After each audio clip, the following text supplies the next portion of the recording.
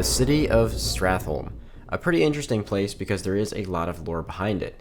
It was once the second most populous city of the Kingdom of Lordaeron, but was overrun by the Plague and the Scourge when some infected grain was delivered and consumed by all of the inhabitants. Despite the lore for this dungeon being incredibly interesting, that's not what this video is going to be about.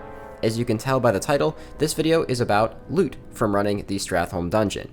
Now this video is specifically about the undead portion of the dungeon, and that's all I ran. I can go back and do the live version if you guys let me know in the comments and tell me if you like this video or not, because I kind of want to do this for all of the endgame dungeons in WoW Classic. I should also make a point of noting that I did record what every single boss dropped, so if you're looking to see how many times a specific item dropped, it just means that it didn't drop at all if it's not mentioned.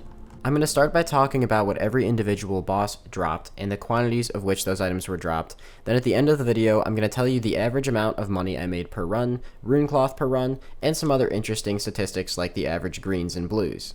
Now in all of my runs, my average time was about 55 minutes to 1 hour, meaning that I got 10 runs in the 10 hours that I was doing this dungeon.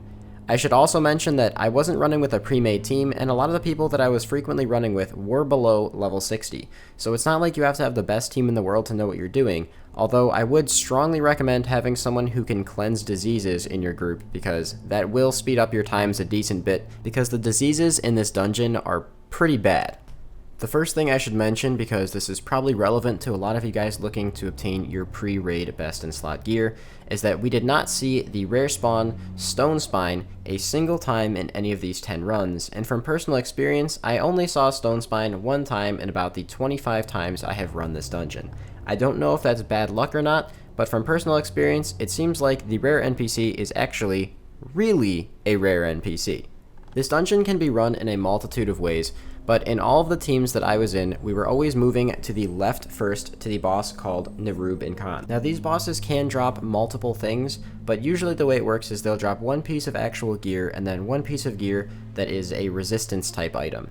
So the drops that we got from Nurub and Khan were 3 husks of Nurub and Khan, 1 carapace spine crossbow, 2 Thuzzadin's sash, 1 acid etched pauldrons, 2 Fang Drip Runners, 1 Beast Stalker Boots, 3 Chitinous Plate Leggards, and 1 Dark Spinner Claws. I'm going to go ahead and put a complete list of all the loot on the screen for this boss right now, just in case you guys missed any of that. The next boss in the dungeon is the Baroness Anastari. This is an interesting one because she actually has a mind control mechanic, which is always fun to deal with, especially when it mind controls a priest and fears everybody into the remaining mobs and NPCs that are in the area. That's a fun cause of several wipes on these runs. From the Baroness, we received 2 Dreadmist Sandals, 2 Banshee's Touch, 4 Shadowy Laced Hand Wraps, 2 Wind Shrieker Pauldrons, 2 Banshee's Fingers, and 2 Anastari Heirlooms. Just like last time, I'm going to go ahead and put the complete list of loot on the screen to those of you guys who might have missed an item you were looking for.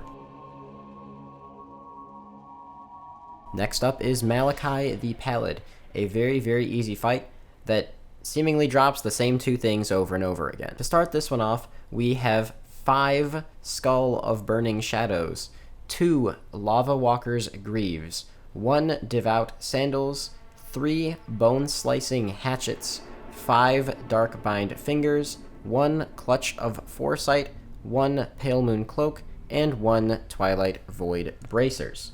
As always, once again, here is the complete list of all of the items that we received, just so that you guys know that you didn't miss anything. The next boss is the Magistrate Barthilis.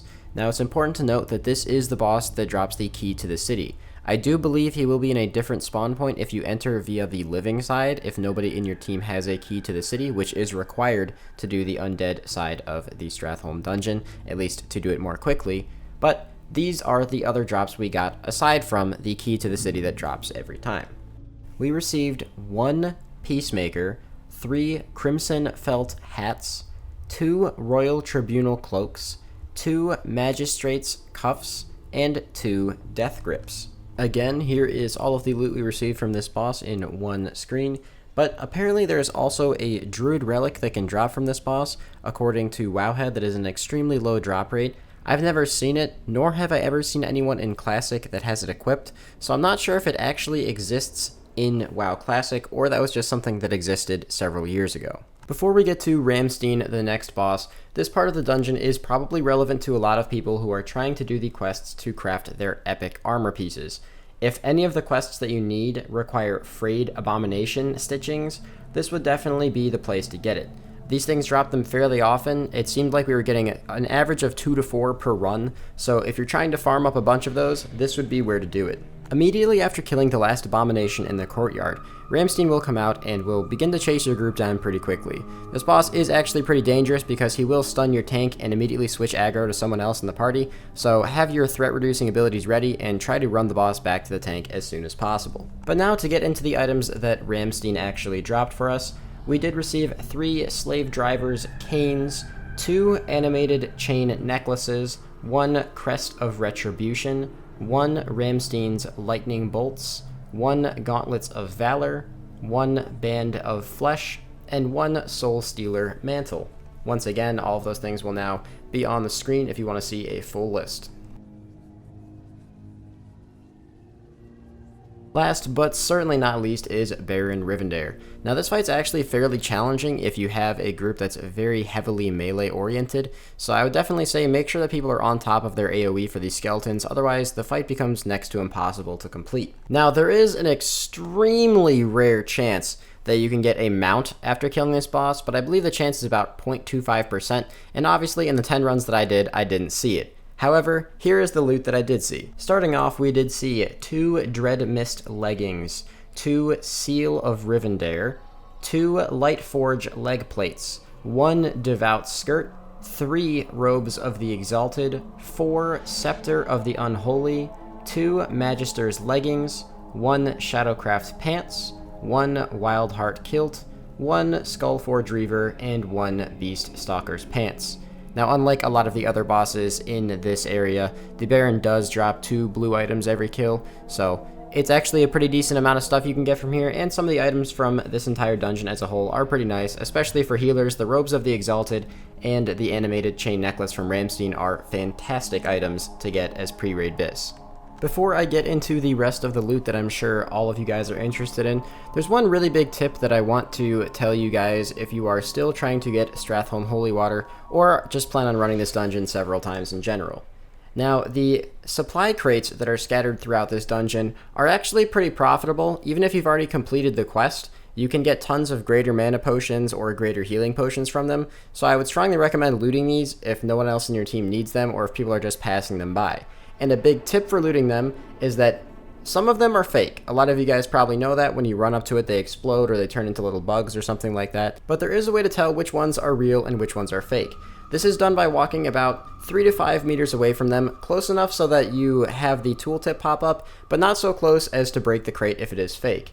If you get this close and you hover over the crate, and then in the bottom right hand tooltip it says disarm trap, that means that this is a fake crate and you won't get anything out of it. So you can just pass that one up and not worry about popping any diseases or anything on your team. Now here are some of the stats that I'm sure a lot of you guys are pretty interested in, especially in the current state that Classic WoW is in. A lot of you guys are probably wondering how much money you can make per run. Well, from my experience, counting all of the gray weapons and armor pieces that I was getting, as well as the occasional boss drop that nobody needed and I ended up winning a greed roll on, I was making about 10 to 16 gold profit per run.